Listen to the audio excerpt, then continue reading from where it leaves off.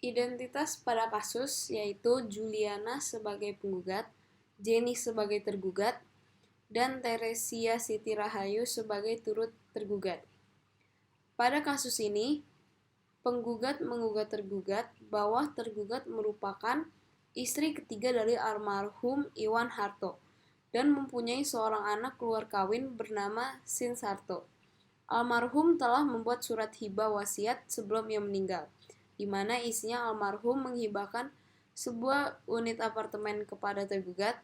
Kemudian almarhum menghibahkan satu unit apartemen sebidang tanah di daerah Jakarta Utara, satu unit villa di China, sejumlah uang deposito, uang sewa tanah selama 20 tahun, dan uang hasil penjualan atau sewa tanah bangunan yang dimana 20%-nya dipegang oleh Juliana tersebut milik Sin Sarto sebesar 10% dan akan diberikan kepadanya saat ia berumur 21 tahun. Kemudian tergugat membuat surat permohonan agar tergugat dapat menjadi wali dari Sin Sarto untuk menjual atau meminjamkan harta peninggalan dari almarhum. Tak lama setelah itu, tergugat menjual sebuah unit apartemen yang merupakan harta hibah dari almarhum Iwan Harto. Dalam waktu yang berdekatan, tergugat menjual sebuah unit apartemen yang menjadi hak Sin Sarto dari akta hibah wasiat dengan cara melelangnya. Padahal sudah tertulis dalam akta bahwa apartemen yang telah dihibahkan kepada Sin Sarto tidak boleh dijual sampai ia berumur 21 tahun. Di sisi lain, tergugat juga dinyatakan wan prestasi karena ingkar janji atas kesepakatan bersama yang dibuat antara penggugat dan tergugat, di mana isi kesepakatan tersebut adalah mereka sepakat untuk berpegang pada akta hibah wasiat dengan menyebutkan pihak yang melanggar sepakat melepaskan segala hak yang terdapat di dalamnya untuk mengurus dan mencampuri permasalahan aset Sin Sarto dan memberikan hak aset tersebut kepada pihak lain yang ditunjuk pihak pertama. Penggugat memerintah tergugat untuk melepas segala hak untuk mengurus aset Sin Sarto dan memberikan hak aset tersebut sepenuhnya kepada penggugat. Penggugat juga meminta majelis hukum untuk menghukum tergugat untuk membayar kerugian sebesar 4.600.000.000 rupiah. Penggugat juga menuntut agar tergugat membayar uang paksa sebesar 10 juta rupiah setiap hari apabila tergugat tidak melaksanakan isi putusan perkara ini. Kemudian, seperti bagian yang terlihat di slide, tergugat menceritakan kronologi fakta terlebih dahulu sebelum menjelaskan eksepsi. Tergugat menceritakan bahwa ia merupakan istri kedua, bukan istri ketiga dari almarhum Iwan Harto yang selanjutnya disebut almarhum. Hal tersebut dibuktikan dengan akta nikah valid.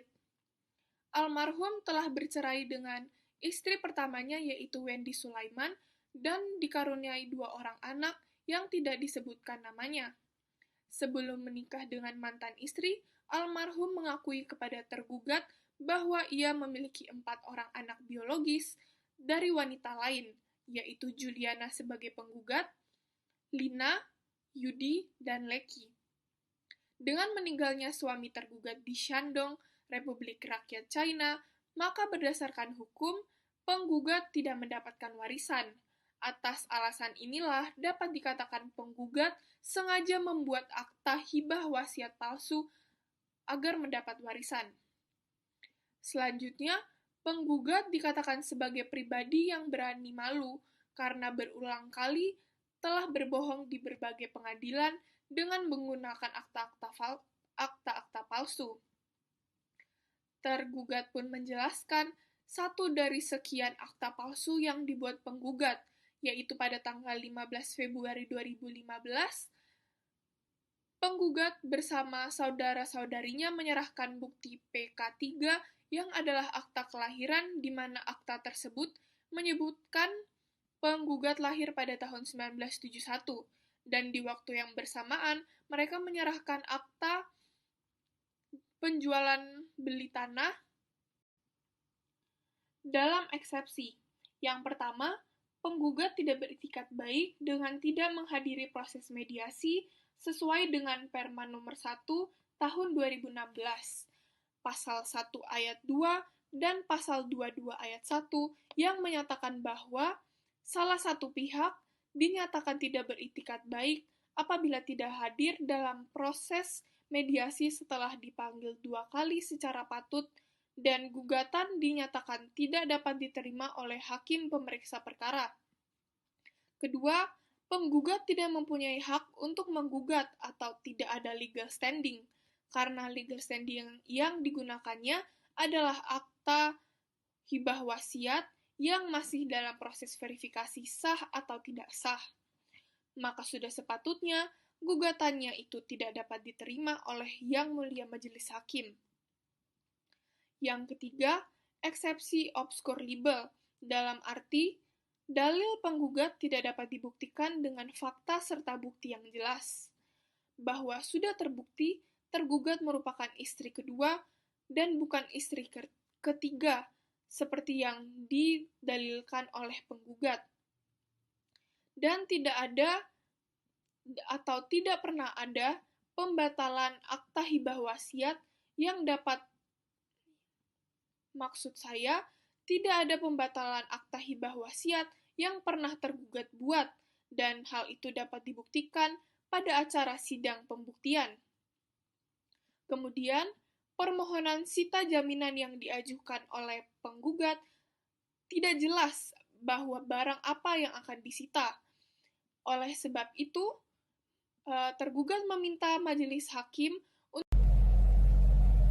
Oleh karena itu, jurisprudensi yang dapat kita lihat di slide ini sangat mendukung perkara ini, di mana jurisprudensi tersebut menyebutkan apabila petitum tidak sesuai dengan positum, maka tidaklah salah jika pengadilan menyatakan gugatan tidak dapat diterima.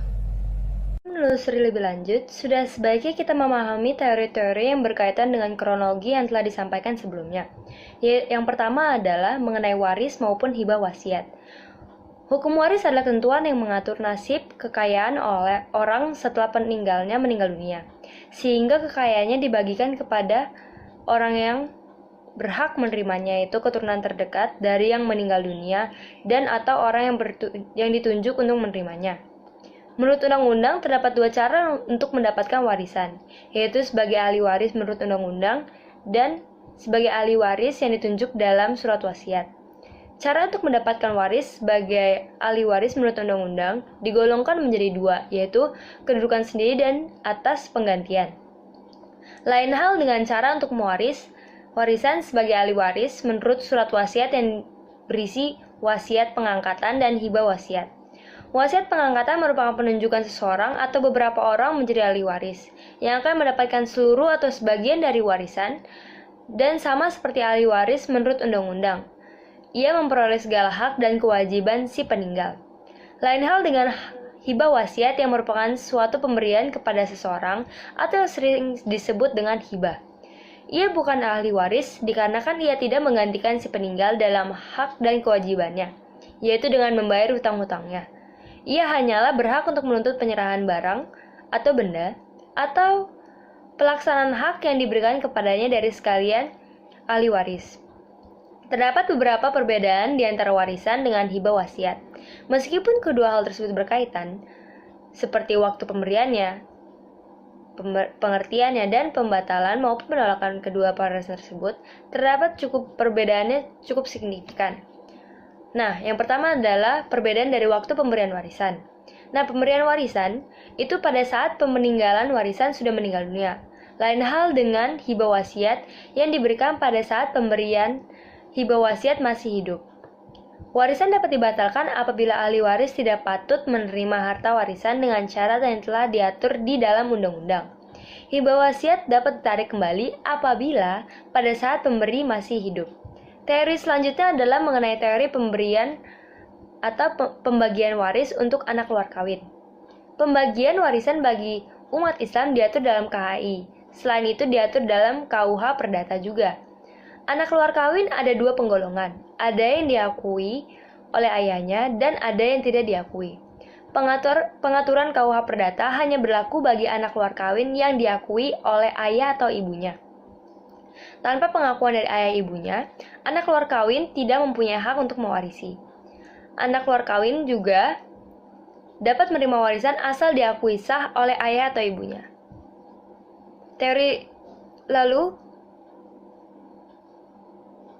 Teori yang ketiga adalah teori pembagian waris anak dari istri yang telah bercerai.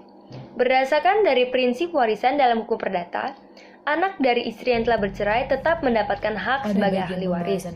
Namun, menurut hukum Islam, dalam pasal 97 KHI mengatur bahwa janda atau duda cerai hidup masing-masing berhak setengah dari harta bersama sepanjang tidak ditentukan lain dalam perjanjian perkawinan. Atau, istri yang ditinggal mati oleh pewaris adalah sama dengan seorang anak sah. Dengan ketentuan bila perkawinan tersebut adalah perkawinan kedua dan selanjutnya, sedangkan dari perkawinan sebelumnya ada anak-anak atau keturunan dari anak-anak tersebut.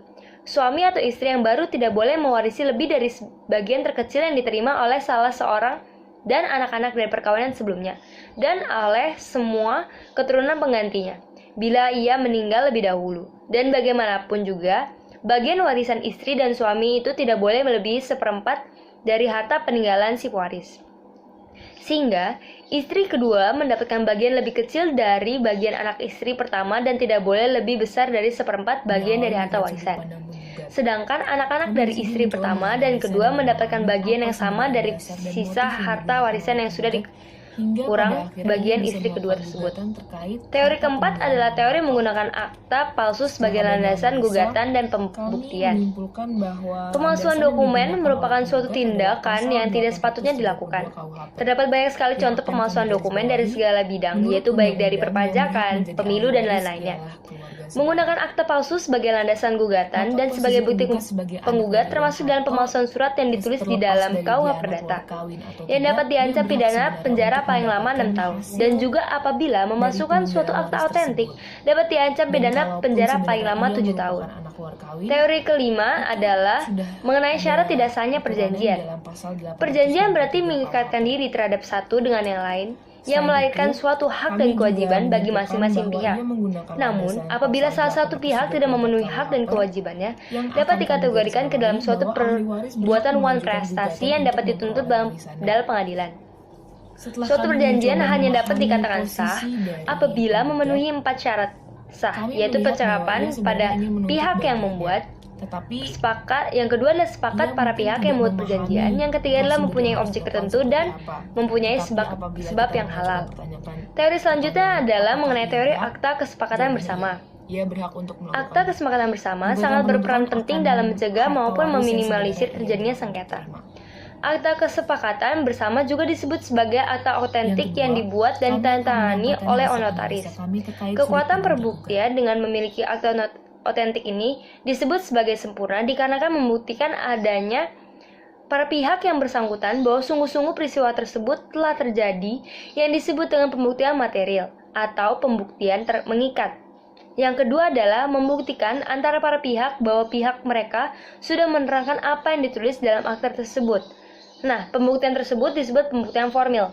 Dan yang ketiga adalah membuktikan bahwa tidak saja antara pihak, melainkan kedua belah pihak menghadap notaris dan menerangkan, berarti hal tersebut merupakan kekuatan pembuktian keluar kepada pihak yang ketiga atau dunia luar.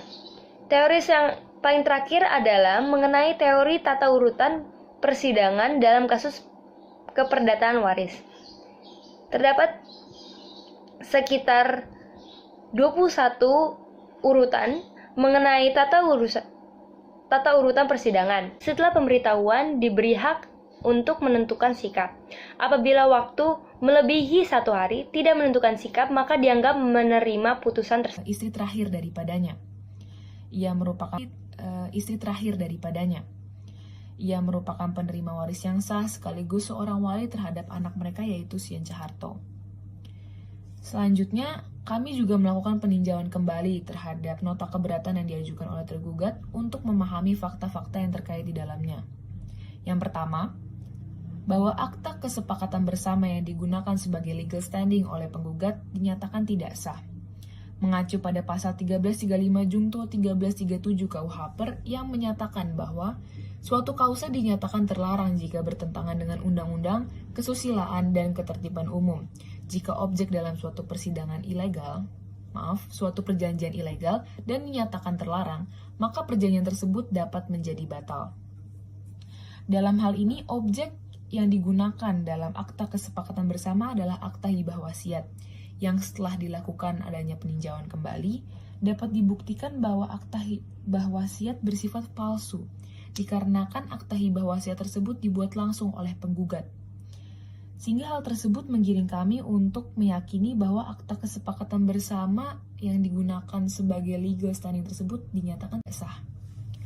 Selain itu, ketika penggugat melakukan gugatan terhadap tergugat bahwa tergugat telah melakukan adanya suatu prestasi terhadap akta kesepakatan bersama ini, meskipun tergugat telah melakukan perjanjian dan menandatangani akta tersebut belum diproses secara utuh, yang pada artinya belum dapat digunakan secara legal atau sah.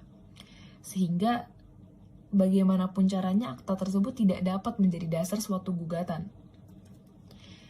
Selanjutnya, kami dapat membuktikan bahwa penggugat menggunakan beberapa surat-surat bukti seperti akta kelahiran, surat tanda kependudukan, dan akta jual beli yang bersifat palsu.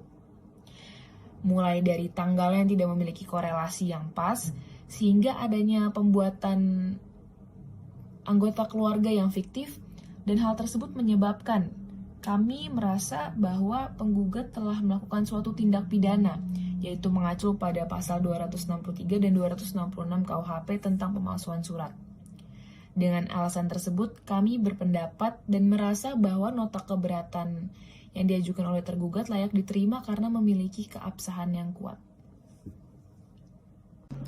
Majelis Hakim memutuskan bahwa tergugat dibebaskan dari gugatannya dengan menimbang ketidakhadiran penggugat dalam proses mediasi. Ini dirujuk dalam pasal 7 ayat 2 huruf A Peraturan Mahkamah Agung Republik Indonesia nomor 1 tahun 2016 tentang prosedur mediasi di pengadilan, yang menyatakan bahwa salah satu pihak atau para pihak dan atau kuasa hukumnya dapat dinyatakan tidak beretikat baik oleh mediator dalam hal yang bersangkutan. Salah satunya adalah tidak hadir setelah dipanggil secara patutuh 2 kali berturut-turut dalam pertemuan mediasi tanpa alasan yang sah. Atas dasar itu, hakim memutuskan bahwa penggugat tidak beretikat baik dan dengan itu menolak gugatannya.